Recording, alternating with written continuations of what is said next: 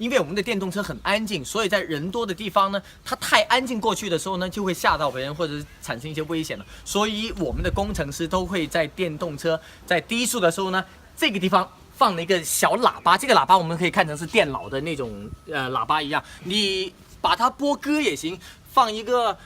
大排量的你喜欢的任何的声音，你都可以放在这边去播的。我们在低速行驶的时候，只需要挂进低档，这个喇叭就会发出一些声响，去提醒我们的路人。我们听一下。